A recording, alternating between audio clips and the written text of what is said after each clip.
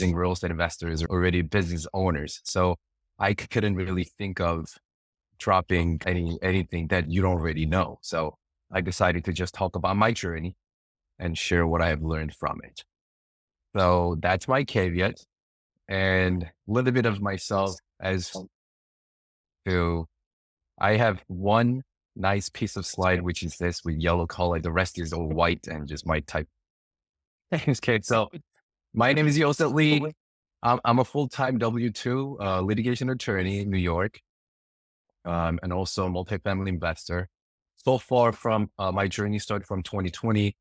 Today, these are the apartments that I became a general partner of and also partners with. I partnered with some of you who are here. I'm really glad, especially I see Christina here too.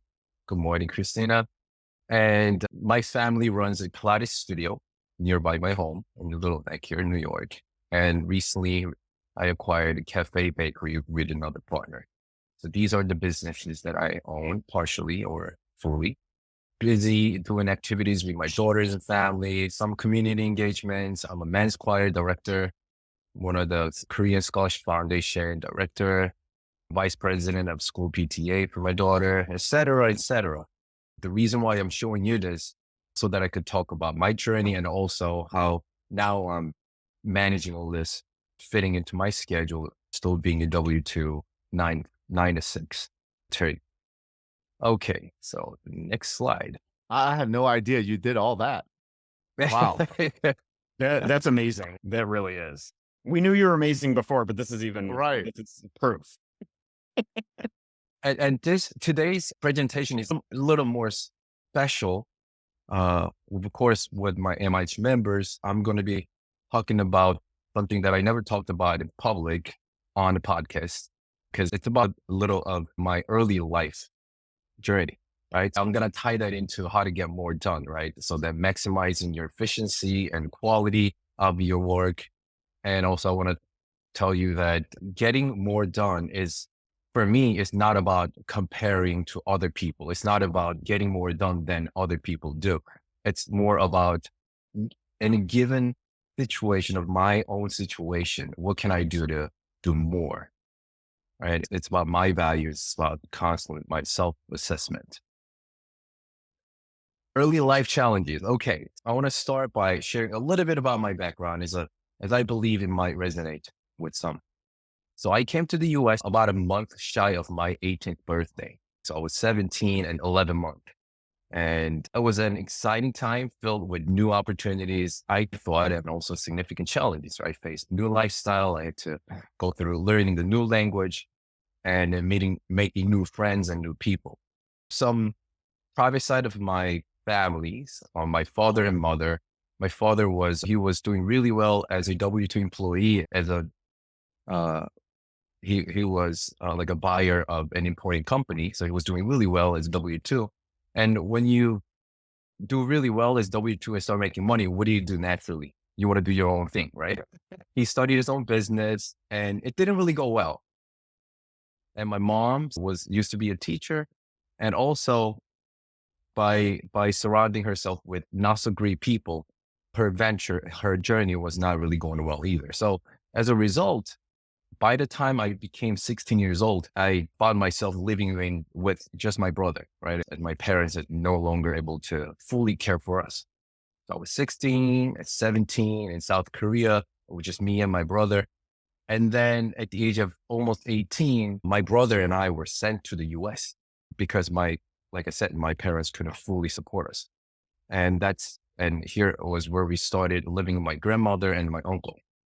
And from that moment on, I had to work nonstop, learning English, holding down multiple jobs through colleges and beyond. I worked probably, I counted as I was thinking about what to talk about today. And throughout my college years, I was working I was working for like a wholesale wig company and working in a video store, general merchandise, accessory store, coffee shop, bakery, bar, restaurant as a server and dishwasher, an English tutor.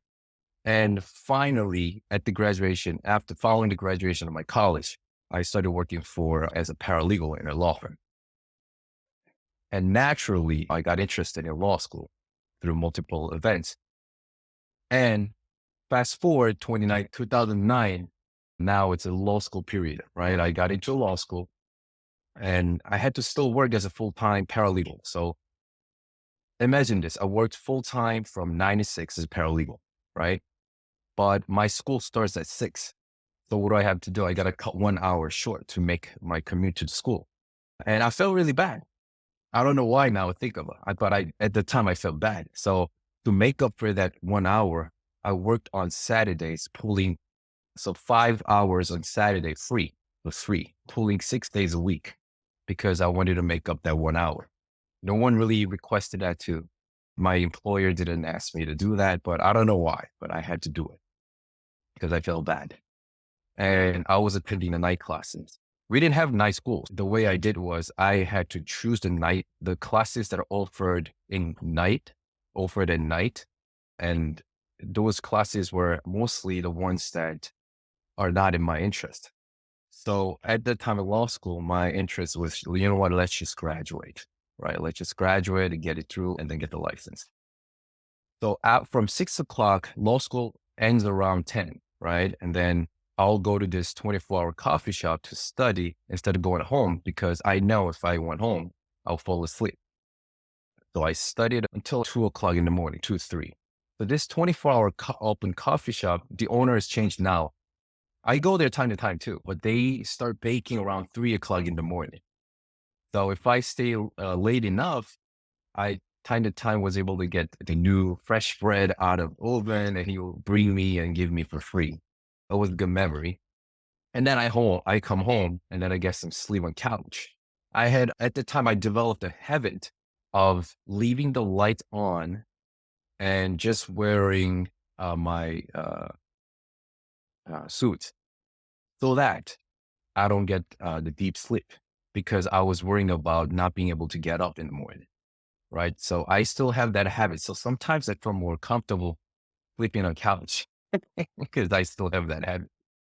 So I did that for what? Like 2, 3 years. I had to get to work by 8 o'clock. So the days were countless. I got 3, 4 hours sleep and try to keep on my studies. And again, fast forward in February 20, after pulling all these sleepless nights, I was able to pass New York State Bar, New Jersey in exams, first time try, and became an attorney. And during the same time, I became a father of 2. So we had 2 of my daughters were born throughout my law school years. And I thought that finally becoming a lawyer would open the door for like financial freedom. All right. And we all know that's not the case. Okay. So next slide is realization in 2018. So fast forward another time. 2018, I was still working really hard, like pulling long hours, maybe in average, Andy should know, somewhere from 70 to 90 hours a week. But I was not anywhere near financial freedom, not because of the amount of money. I was making some money, but everything I earned was just constant going bills and living expenses. But while I loved my job, I realized that no matter how hard and how much I worked each year, I had less and less time to spend with family and friends. I think that's the most devastating feeling, right? I work really hard to be financially free so that I can spend more time. But to do that, I have to spend time clashing lifestyle there. So one day I picked up a book. It's called Robert Kiyosaki, Rich Dad and Poor Dad. Right. And I had the book for the last 15 years on my shelf, never read it. It was given to me from my uncle, but I never read it. But I don't know, for some reason, one night I just picked it up and I started reading it, right? Fully cover to cover, and it just hit me. I was trapped in a rat race, right? Working as a W-2 employee, regardless of how much I earned. And I realized that for the first time, few months each year, I was working essentially for free because of tax. I concluded that as an employee, I was simply trading my time for money and to make more I had to work more hours, and it felt like a tunnel without any light. And I knew how to become a business owner or investor to build passive income streams and enjoy the tax benefits needed to achieve financial freedom. The freedom of TPO, I call it TPO, time, place, and occurrence. That's actually from New York City Police accident report. They usually write at the TPO. That means at the time, place, and occurrence. And they state it. So that's where I got it from. To achieve freedom of TPO, I began my research for the right investment vehicle. And then I stumbled upon multifamily. Voila, right? 2019 was like a breakthrough multifamily investing period. In 2019, after I exploring different options like stocks and REITs, whatnot, I finally discovered multifamily apartment syndication. And I was able to learn that it offers so many benefits and it's a no-brainer not to do it. And at the time, I just didn't want just passive income. I also wanted to build a business I could control. So for me, multifamily syndication was like a perfect vehicle because you could do both, being a GP and being an LP. So you could have business and at the same time, passive income. So through 2019, I just did self-study, just going to biggerpockets.com, listening to the podcasts and whatnot. But I soon realized that education just alone was not enough. I needed to take some action, next level. I thought I was taking actions by reading books and watching YouTube videos, but that was not the action. The true action I needed to take actually started after I joined a mastermind group and mentorship program. So that's the next 2020 stage where the real education and action started. I want to maybe pinpoint this. I think education in and of itself, while valuable, is not an action. So true action involves like an execution and decision-making process. Whereas as I was studying, I was just constantly observing the information, but never took an action upon it. In 2020, early on, I decided to surround myself with highly motivated, like-minded investors. So therefore, I joined Jake and Gino and MIT Mastermind Group at the time. And that's when my real journey started, right? I started doing the right education, right planning, started doing the right networking and taking massive action. In 2020 alone, early in February 2020, that's when I joined the mastermind. And that's when the pandemic shut down everything, right? We all remember that. I really feel sorry for those who lost loved ones, but to me, the pandemic was like a disguised blessing. I didn't have to go to the office. Courts were closed. Insurance companies were all closed. I didn't really have to work at all. So I was fully able to spend the entire year to multifamily. And in that year, 2020 alone, I did over 200 networking Zoom calls one-on-one, like what we do usually, to find a teammate and partner. And with a goal of closing my first deal, and which happened in December 2020. And that was 44 unit apartment in Lawrence, Kansas. It took almost a year, even after joining the mastermind and the mentorship group. But I felt really great. So that was my very first deal. And from that point on, I showed you in the early slide, I was able to build up some portfolio of real estate syndication and joint venture deals, totaling and unit wise totaling, I think close to now 14 or 1500, which we all also know that unit number count is probably meaningless. It's a good metric to track, but I also learned through the journey that what also matters is the equity that you own in the deals. Unit count is just one of the metrics that tracks your deal. All right. So in 2021, 2022, my focus was building a social media presence and building the personal brand and getting myself out there. I call it a pushing myself challenge. So pushing myself out of comfort zone challenge. So in 2021, I started reaching out to a lot of people asking if they would have me as a guest on their podcast. And I tried to see how far I could go. And I started one by one. and people started inviting me to their show. So I counted by the end of 2021, I was appeared on 34 plus podcasts on that in that year 21. And somewhere I have a list, but I forgot. I'll just tell you, about 34. And through that, I was able to meet great, amazing people and network. And I was able to meet people who eventually joined MIH Mastermind too. And we became even further partners and friends.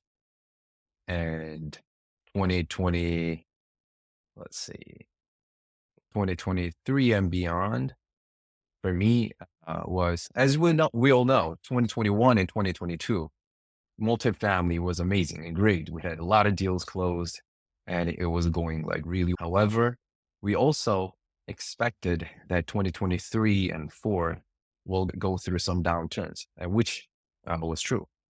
In 2023 was a pivotal year for me as well, because in year 2020 June, I was able to acquire this cafe bakery nearby my office with a partner of mine. So I have a full-time operating partner because I can't be full-time there. But I tried to run it together with her. What was the discussions and the way how the business should work. And so that was 2023 and 2024. I'm spending my time with strengthening the core system, business system, and doing more networkings, working with VAs, and doing more community involvement to get myself out in local area as well. So running through from the very early stages to date, these were the journey I was taking that I was trying to cram into maybe 15 minutes or so. And now from this journey, I'm gonna show you what I learned a little. I think I was able to do more, again, not compared to others, but compared to myself in a given situation. I was able to fully maximize my efficiency, I think, and not losing the quality is because of a couple of things that I learned throughout my journey. One, I think always number one is mindset, right? It's about being intentional. If you really think about being intentional, and I looked it up too a long time ago, being intentional means making deliberate choices that reflect what is the most important thing to you. So if you break it down to achieve more in life and to be you got to be intentional, but to be intentional, you need to know what you want to choose, right? Meaning you need to know what you want, what you really want. And this knowing what you want part is not enough. You need to also understand why you want it. Otherwise, if you are going to just do what you want without knowing why you want it, you might end up wasting a lot of your time, right? So this why part is the driving force behind our living. And when what you want and why you want what you want are aligned, that's when you can make the deliberate choices based on these, and your life becomes more, in my own terms, purpose driven. So my three basic whys are the core of my intentionality and what has guided me through. So I have three basic whys. One is why of myself. It's challenging myself to become better version of myself every day. And why number two is to be able to provide for my family. And why number three, it goes out further to make positive impact to my friends and others. That's my basic three whys. And whatever path you choose to achieve that why, that's going to be your tools. So second item is education. Education is the part where you can learn or educate yourself to choose the right tool to realize what and why you want certain thing, right? Hopefully it makes sense. So once you've identified what you desire and why it matters to you, like for me, to challenging myself was important. And that's basically important because I wanted to be better. Providing for my family is very important because I want to do good for them. So there's a what I wanted and why I wanted it to be. And once I spotted it, next step was to find the right tools to achieve that. And through education, I was able to do it. Through education, I was able to learn the skill set and the method which were necessary to bring my whys to life. Whether it was a formal education or self-study or mentorship programs, you have to go through the education part because you don't know what you don't know until you learn things and you start seeing things. But the education is just in and of itself was not enough. Like I said before, you also have to meet people. That's why I put number 3 as networking, because opportunities come through people. And most opportunities come through the people that you are surrounded by. Networking is about building the relationship with individuals who can provide you with the support and guidance and opportunities. That's why we all join a mastermind. If you just think about education component, maybe we don't need to join mastermind. We could just go Google, watch YouTube videos, but it's the access to the network, right? And it will open the more doors for you. So networking is essential part of my journey. And that's where I spend a lot of time, even during busy hours. I try to find and squeeze in phone calls or trying to text people or trying to set up a networking calls, even if it's like a 15 minutes short. People are the key to unlocking the opportunities. And you are not just going to be searching for the opportunities, but you will also fulfill yourself with friendship and partnership. And it makes you a good person, right? And next item is action. I have a lot to say about action because action, like I said, in the beginning, I thought studying was an action. I thought reading was an action. I thought watching education video was an action, taking an action, but it was really not. At the end of the day, the action is about making critical decisions and going through the execution process. Like you need to move your muscle, right? You gotta it's not enough to just learn how to call the brokers, how to say things. You gotta dial the brokers and actually getting on the phone and actually talk to them and try what you've learned, right? Try to have the conversation, try to follow up, try to meet in person, attend the networking. Don't just learn how to underwrite deals and you literally underwrite the deals. So that's what real action is. You can't just learn and be better. You got to take actions. So plan, eliminate the distractions, and take the necessary actions. What I like to do, I like to prioritize and try to, if I can, eliminate, automate, and delegate the process. So I love planning. I try to plan the short-term and long-term goals and try to create vision boards, just like everyone here do, and try to set up the goals and visions, what I could take down first and what not. And so prioritization is very important for me. And one method I use is a time blocking means you you dedicate a specific block of time to a certain task. And no matter what, you don't compromise that. I usually use time blocking for my family because that's something that I don't want to compromise. Where if I have to spend time, my daughter is going somewhere they love to go to, I take them to many different locations, but one specific location they like to go is karaoke. And another location they love to go is Six Flags in New Jersey. So those are the time blocks that I time to time make. And then I try not to compromise. But what's also important with time blocking is also time. I call it time slot matching. I just came up with that. I don't know if somebody's using it. So I try to see if there are things that I could do together while I'm driving. I try to listen to podcasts, not try to watch, but listen YouTube videos, right?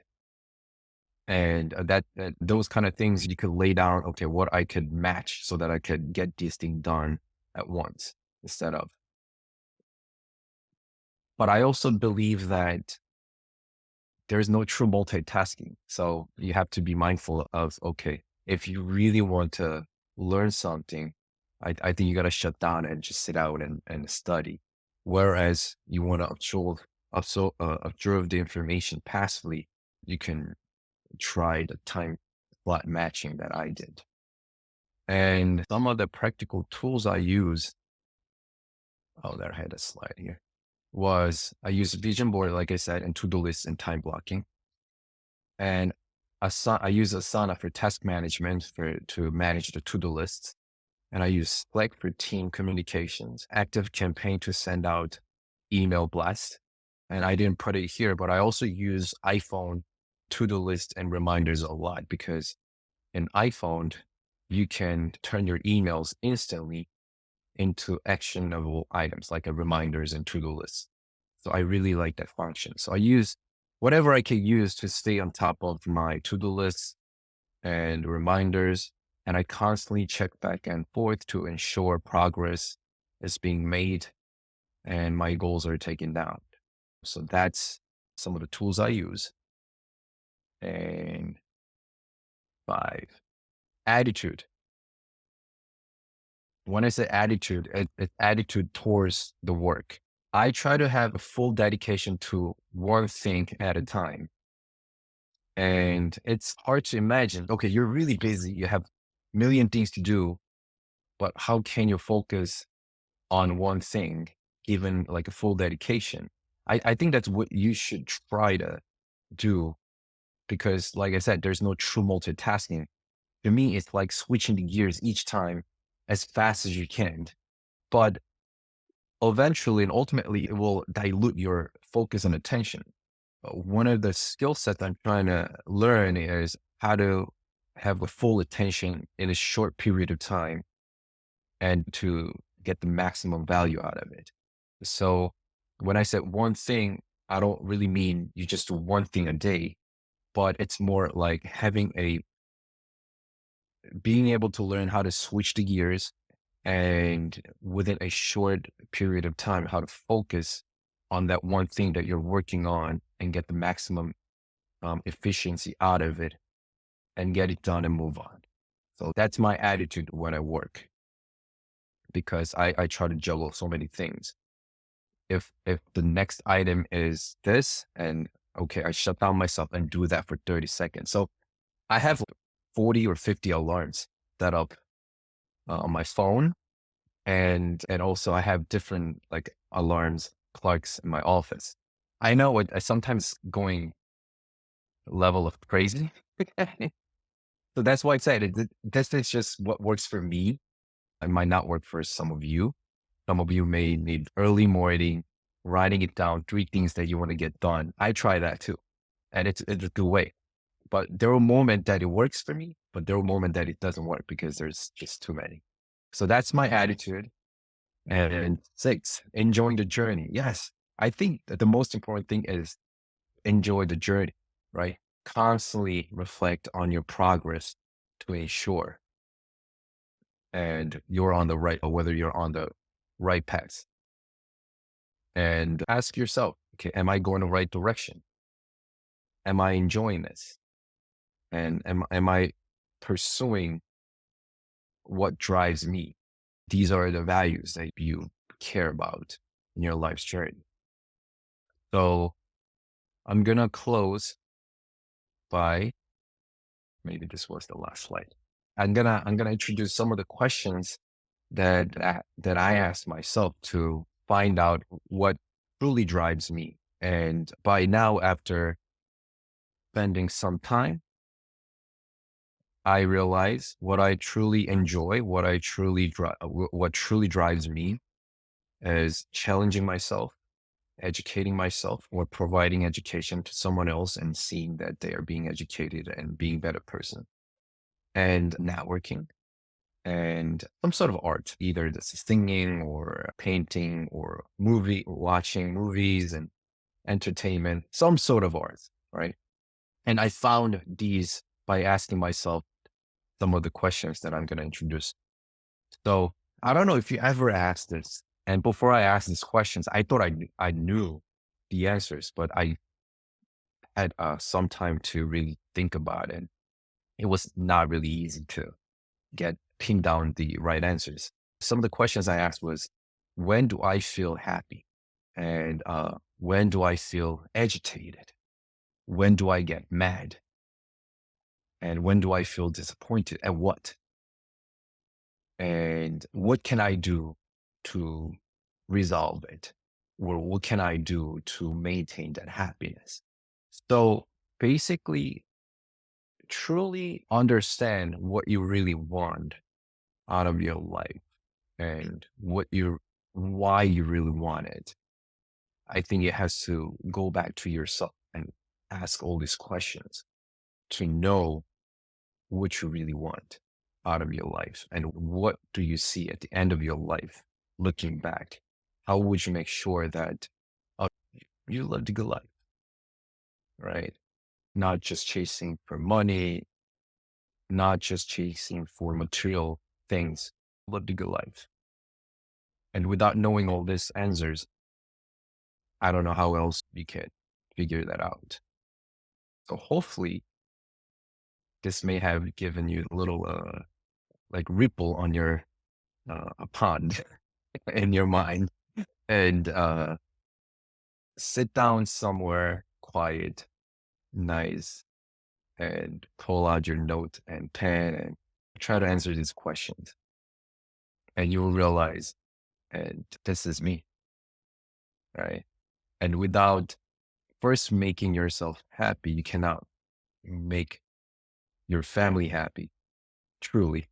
And without making your family happy, you cannot make others happy. I think that everything starts from your inner you. Thank you. Joseph, thank you so much for sharing everything that you have shared. You're right. I haven't, there's things that you've shared on here that I have not heard before. And I thought you were very open on social media already. And then when you started saying, there's some things I'm going to share with you guys I've never shared on a podcast or in public before. And this gives us a deeper understanding of who you are.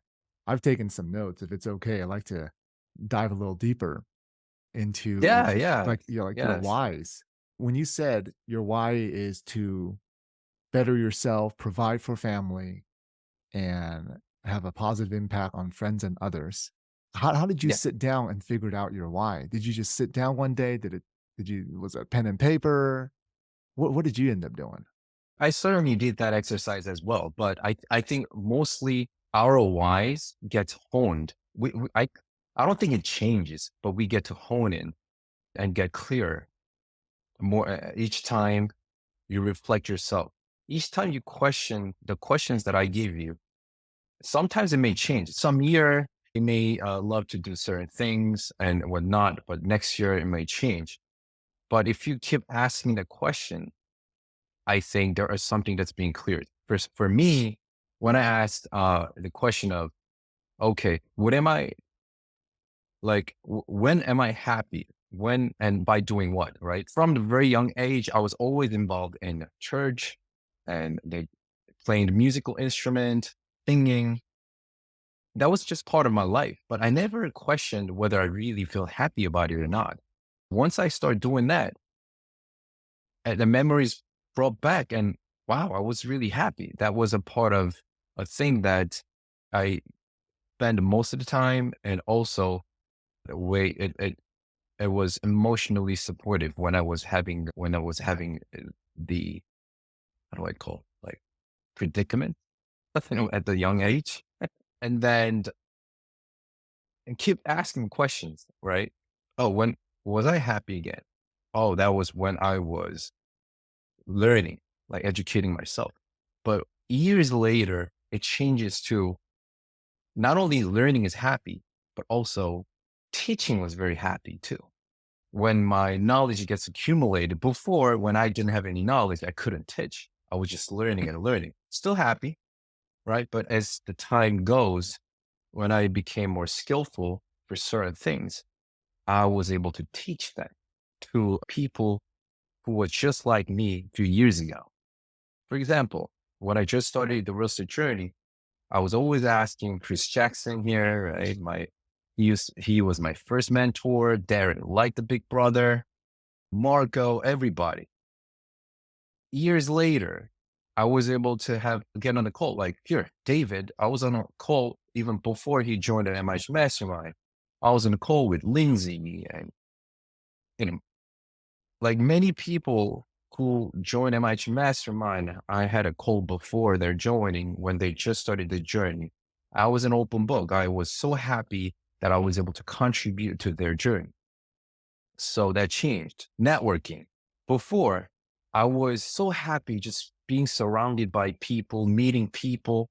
Years later, I still love it, but it changes. Now, I also love to host, right? Before, I never thought about hosting, but after having a lot of networking events, another joy I found was, wow, even if I don't network personally, just by hosting a meetup and by seeing people are mingling and they are connecting themselves, even if it's not with me, even if it was just always 30 seconds that I could spend and then move on to the next people just to make sure if everything is going well, even if that's the level of network I was able to have, I was so happy just for the fact that I was able to bring this together. So that's what the change is when I meant like things change, but you could still love it. That's awesome. That's awesome. Now, before we get to furthermore, I'd like all of you who have a camera to turn on your camera, and we're going to take an amazing picture. All right. Give you guys a few seconds here to turn on all your cameras here. And then we're I going know to everybody gets do a Saturday countdown. morning ready. Yes. That's right. That's right. All right. Here we go. In 3, 2, and 1. All right. All Thank right. you, We'll do a everybody. screen capture. There you go. Awesome. Awesome. Yosef, I can't believe that you and I believe you said your brother came over here on a plane from another country at 18 years old. I can tell you that is not something that I could have done. And I'm not speaking for anybody else. I'm just speaking for me. I clearly did not have my stuff together at 18 years old. And that to me was one of the most amazing things I didn't know about you today. That was unbelievable to me because my dad came over here to this country when he was 8 or 9 and pretty much had to be an adult for my grandparents. And I always thought that was amazing. So I have a deep respect for people who come over to this country and truly make it a success as you clearly have. So that was an unbelievable, I think, part of your journey because that's really where it all started for you. And honestly, I think you make some great points about happiness evolving. I think different things make you happy in different points of your life as well. And I think that's constantly changing. And I think you do have to constantly examine and challenge yourself and see what really makes you happy so that you're living the optimal and best life you can. So appreciate your insights, my friend. Thank you. Thank you. And a little fun fact was when I came here, I thought I was immigrating, right? Because my father said, oh, you're going to the US, but it's a one-way ticket. Oh, okay. Am I going to live there? And he's yes. All right. So I thought I was immigrating. I did all farewell parties, my friends, and I came to the US. And later I realized I was on tourist visa. I, I, I didn't know. Right. And Right. my uncle was like, oh, because you're aged out, you can't go to high school here. So I think you got to go back to Korea. I'm like, no, I can't. I already had a farewell party for a teenager like us. What's important is our peer view. So my friends, they told me never come back unless you succeed. Then go back. I Tough didn't know crowd, I was man. on a tourist. Yeah, that was a little fun fact then. But great motivation, though, right? You had it internally. Having that external motivation sometimes helps as well. I'm not going back. I'm not going back. I can't lose my face. Hey, Yosef, I want to ask a question. Can you hear me? Yep, Darren, big brother. First of all, I guess we've known each other about 4 years, and I can truly see your growth and your maturity as an investor and as a person.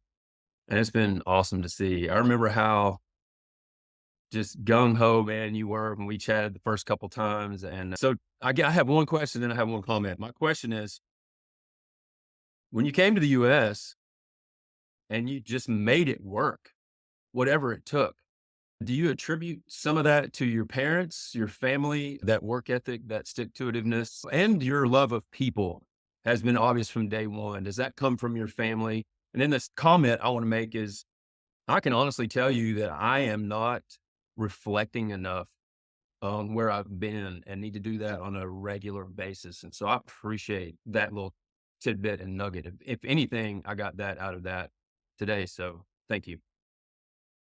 Thank you. I will say yes, definitely. My parents, even if they were going to some hardships in their lives, and looking back, it was in their 40s, and I can't imagine, because I am hitting 40s now, being able to stop somewhere, not freely able to go out, right? It's unimaginable. It's just it would be probably a terrible thing to happen to me.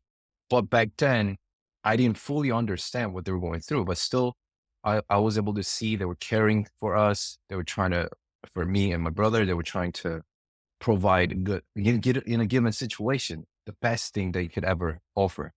And looking back, it was my father. Always, he had like 20 friends gathering, and the 20 friends will bring their family. So we will, once or twice a year, we'll always gather somewhere like 50 to 70 people, right? And I still remember, even when I was young, I was like somewhere from 8 years old to 12 years old. Each year, I have a memory of going all together somewhere. One day I asked one of my father's friends, like, how come you guys always gather like this in a big crowd? And it's incredible. Even to me, when I was young, it looked amazing. And one of my father's friends told me that, oh, it's because your father always calls us out.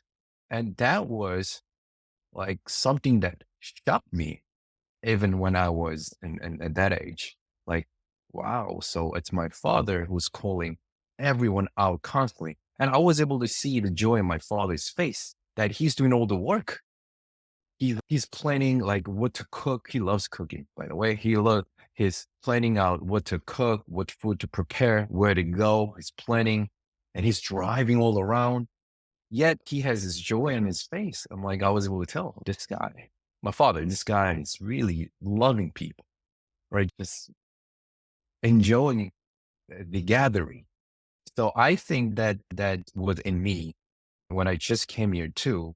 The love and the affection that I experienced, even throughout the hardships. One was, okay, let's just reflect their goodwill and be nice to people. And two, let's try to protect my kids, my next generation, so that they don't have to go through what I had to go through. Right. I think the mixture of this too.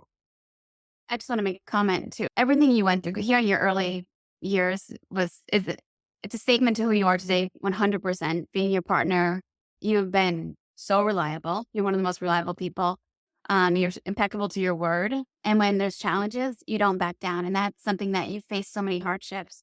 But those hardships made you who you are today. And it's just, I'm grateful to be a partner. I really appreciate you, Christina. I I want to shout out something for Christina is I didn't know her before well until sometime after we became partners. Even then, I didn't know her well, but last couple of months going through certain things, and it could be something that was not really pleasant well as well to Christina too, but she took it on and she was able to express herself professional way. And then she showed her passion about running and managing assets and the deals that were together. And I learned so much from Christina, and I could tell she's going to be an amazing investor. And she is already, but even further. So thank you, Christina. I'm going to echo that sentiment about her. She already knows this, but I'm going to echo it about anybody. One of our core values at our church is we call out the champion in people. That's what you do, Yosef. And I would challenge everyone else to try to do the same. And I think that's what you're saying. In my mind, that's what you're saying about her and vice versa. And so I truly resonate with that whole energy that you guys have in there for some reasons. Also, the And same goes back to being a partner of Yosef's with Marco.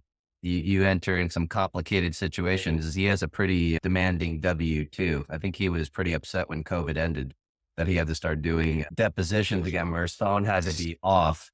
And I just want to say that, just like Christina said, there are and Darren, you get into certain situations, Yosef will always call you back, and he works through the tough situations, and he's dependable. So that's what you look for. And I hope to work with Yosef for the next 2, 3, hopefully 4 decades. And that I want to say as well, that goes back to what you said earlier, Yosef. Education it's just that. Until you start doing this right here and what you've done leading up to this particular day in this presentation, it does not matter. People are what matters, period. Absolutely. 100%.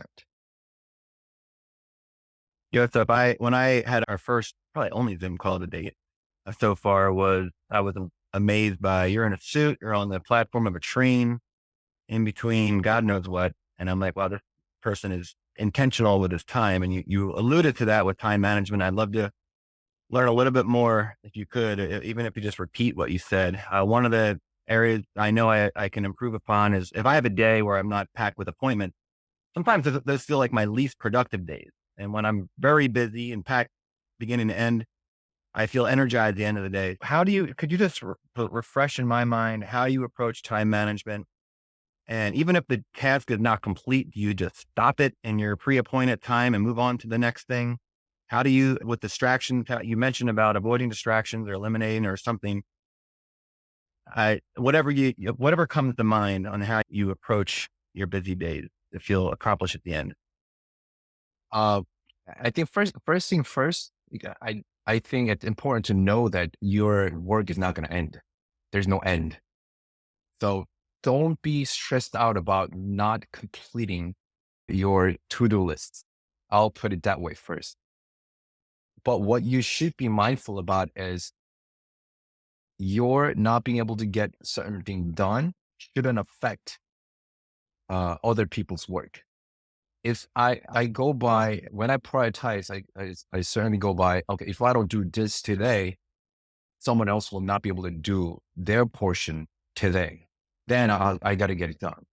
But just even if I don't do this, they're going to have maybe another day or two. Then I could maybe push a little. So that's one way I prioritize, just make sure my work progress wouldn't affect other people's progress. I want to put priority to that.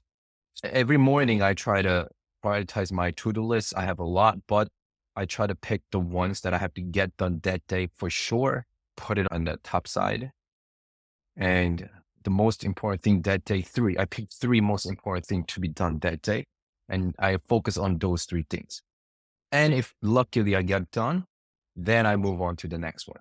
And until then, I don't think about the 5th, 6th, and 7th item, even if it's on my to-do list on that morning.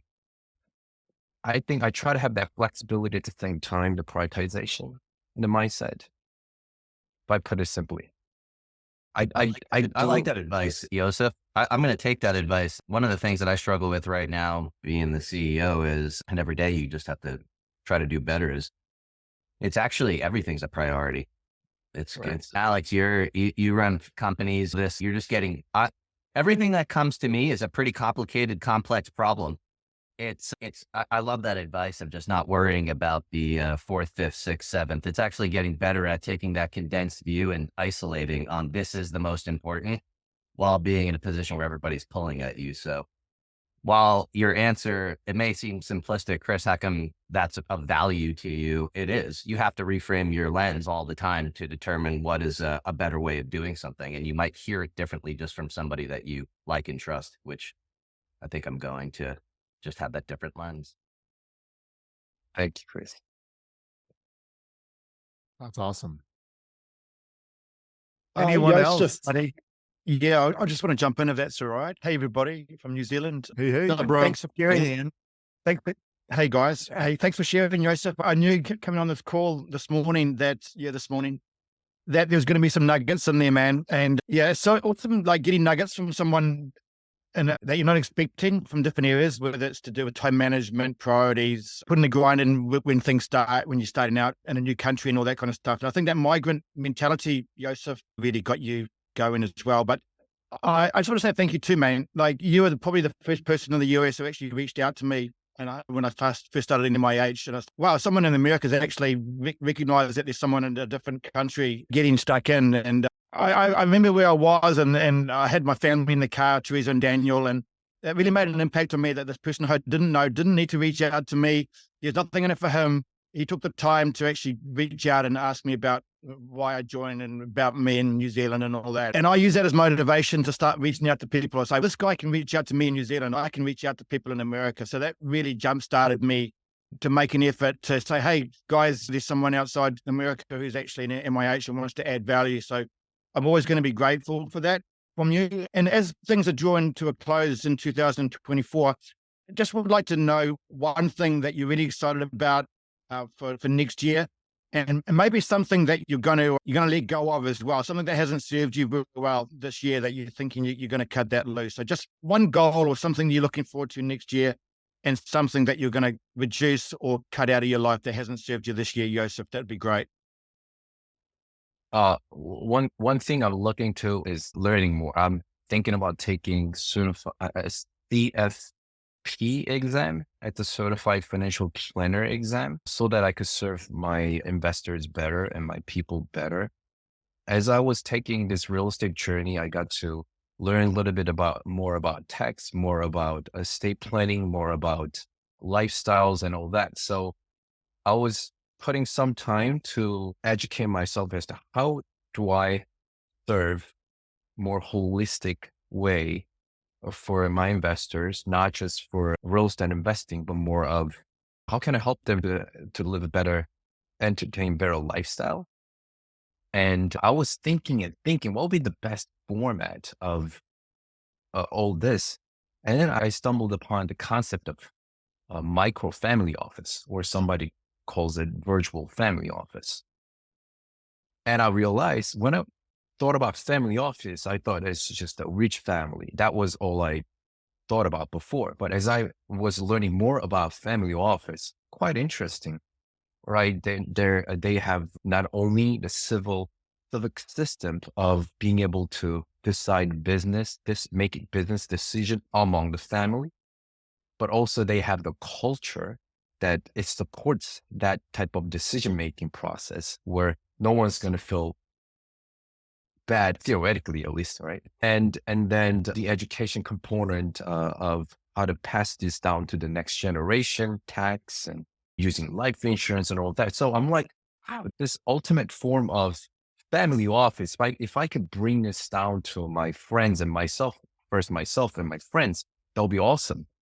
And to be frank, I'm meeting people who are high net worth, but these ultra rich billionaires, they already have their own game, right? They have BlackRock, Blackstone, and wealth management firm. But what about my friends? What about the people that I met way under that? But yet still we want to maintain the best lifestyle that we could ever, and then pass that down to the next generation. So I'm in the middle of educating myself as to how I can incorporate this family office function into our real estate journey, and I want to elevate that to more of wealth management, and then furthermore to like a lifestyle management, design and management concept. So that's what I'm doing now. That's why I want to take that CFP exam as well, to be more validated and get more credentials. So that's my plan for the next year and probably year after. Something that I want to get rid of.